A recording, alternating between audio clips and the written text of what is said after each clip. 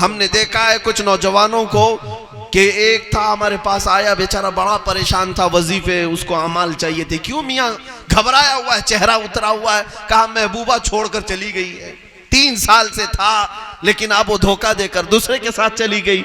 लटका हुआ मुंह है, उसे वजीफा चाहिए, अब अमाल चाहिए। 1 2 नहीं, 10 ऐसे हैं, 10 ऐसे हैं। कुछ खुदकुशी में चले गए और कुछ तो बेचारे शेर व शायरी में लग गए कि माशूका चली गई, छूट गई। अब उनके मोबाइल के स्टेटस वही हैं, उनके मैसेजेस भी वही हैं, उनका दर्द यही बोल रहा है कि सनम बेवफा छोड़कर चली गई। ए नादान, तूने दुनिया की ऐसी महबूबा पर दिल क्यों लगाया जो आज तेरे साथ है कल किसी और के साथ है। काश उस गुंबदे खजरा के मकी के हाथ में दिल दिया होता।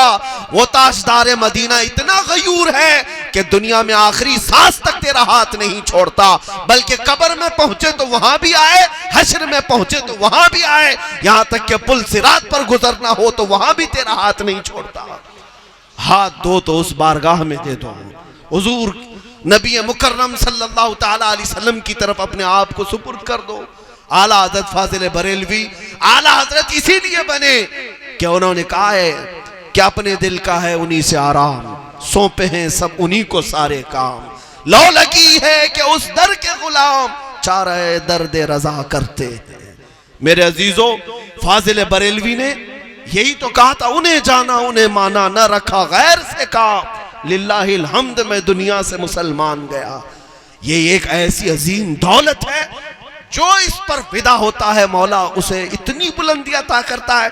हम आज भी महफिलों में देख रहे हैं, आला हज़रत का नारा क्यों लगाया जाता है? आप आला हज़रत के खानदान वाले हो, आप उनके खानदान वाले हो। मेरे अजीजों, सिर्फ मुरीद होने की भी बात नहीं, उन हलकों में भी मैंने देखा है जिनका सिलसिला किसी और से है, लेकिन मसलक के आला हज़रत और इश्क व मोहब्बत के नारे वहां पर भी।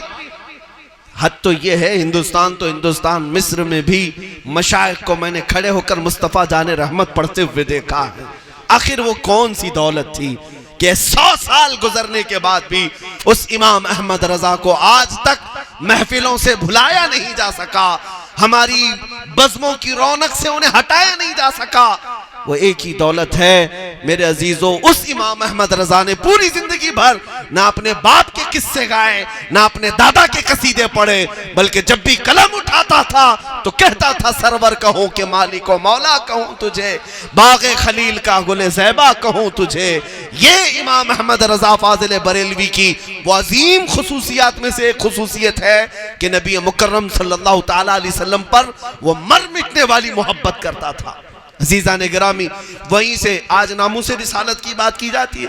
मैं समझता हूं तहफ़्फ़ुज़ नामूसे रिसालत का सबसे बड़ा सबक कहीं से सीखने को मिलता है तो इमाम अहमद रजा के दरवाजे से मिलता। पूरी जिंदगी आप देखें, अरे मियाँ उन्होंने इतनी चीज भी बर्दाश्त नहीं की कि अगर कोई कह दे रसूल पाक सल्लल्लाहु अलैहि वसल्लम का जुब्बा मैला हो गया था, ये भी मेरे आला हजरत ने बर्दाश्त नहीं किया। मैले तो कपड़े होते ही है ना, ये फितरी बात है, 2 दिन पहनोगे मैले होंगे, लेकिन आला हज़रत ने फरमाया रसूलुल्लाह के लिबास को ये भी ना कहा जाए कि मैला हो गया, बल्कि यूं कहा जाए कि गर्दो गुबार ने उनके जुब्बे के बोसे लेना शुरू किए, गर्दो गुबार ने उनके लिबास को बोसे लिए। यह अदब है बारगाह रिसालत का। वो इतनी चीज भी मेरे मुस्तफ़ा करीम की बारगाह में बर्दाश्त नहीं करते थे। अजीज़ान गिरामी वक़ार, यही इमाम अहमद रजा की अजीम खुसूसियत थी जो मुहाफिज़ नामूस रिसालत थे और पूरी उम्मत को उन्होंने यही दर्स दिया है। आज मैं अपनी गुफ्तगू के खुलासे में सिर्फ इतना ही कहना चाहूंगा, आज ले उनकी पनाह, आज मदद मांग उनसे, फिर ना मानेंगे क़यामत में अगर मान गया। ऐ नौजवानों, आज तुम्हारे अखलाक व किरदार किस तरफ को जा रहे हैं, किस तरफ को जा रहे हैं? क्या तुम्हें यह ज़ेब देता है कि तुम यहूदो नसारा की तकलीद पर चलते रहो? हमारे वो नौजवानों को देखकर मुझे अफसोस होता है जिनकी सुबह गाने की धुन पर होती है, रात में बिस्तर पर सोए तो म्यूजिक की धुन पर सोए। तुम रात को सोते वक्त भी फिल्मी गानों पर सो गए और सुबह उठे तो गानों की धुन पर उठ रहे हो। तुम्हारे लिबास, तुम्हारा ये वज़ा कता, ये देख करके तो नहीं लगता कि गुलामान मुस्तफ़ा की कोई जमात है। तुमने आज अपने बालों से लेकर अपने लिबास तक, अपने खाने पीने और अपने रहन सहन तक सारी चीजें बदल डाली हूं। मैं समझता हूं दुनिया ने जुल्म किया है हमारे साथ कि हमारे सामने फैशन नाम से और मॉडर्निज्म नाम से कई चीजें लाकर हमारे असली अखलाक को चुरा लिया। आज हमारे बच्चे हमारे घर में अजनबी नजर आ रहे हैं, नौजवान बच्चे आज हमें अजनबी नजर आ रहे हैं। इसलिए मेरे अजीजों, तुम्हारी फलाह व बहबूदी अमेरिका और यूरोप की धूल में नहीं, तुम्हारी कामयाबी सिर्फ गुंबद खजरा की छांव में है। आज अगर नहीं समझोगे, कल फिर तुम्हें समझ में आ जाएगा। अर्श हक है मसनद रिफात रसूलुल्लाह की, देखनी है हश्र में इज्जत रसूलुल्लाह की। क़यामत के दिन तो समझ में आ जाएगा कि अगर वहां परचम किसी का लहराएगा तो मेरे मुस्तफ़ा का लहराएगा। आज जिन नौजवानों को हमारी बातें कड़वी लगती हैं कि हज़रत अभी तो उम्र ही क्या है, 25 साल की है, 27 साल की है, आप अभी से कहते हैं मौलवी बन जाए हम दाढ़ी रख करके, अरे मुल्ला बन जाए। मैं उससे कहता हूं, क्या तुझे इस बात का इल्म है कि दुनिया का सबसे हसीन चेहरा कौन सा था?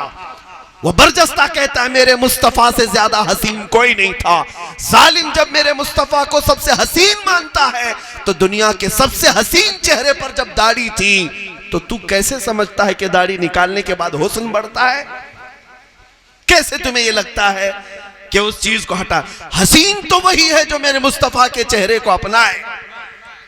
हाँ, रसूल पाक सल्लल्लाहु ताला अलैहि वसल्लम के अखलाक व किरदार।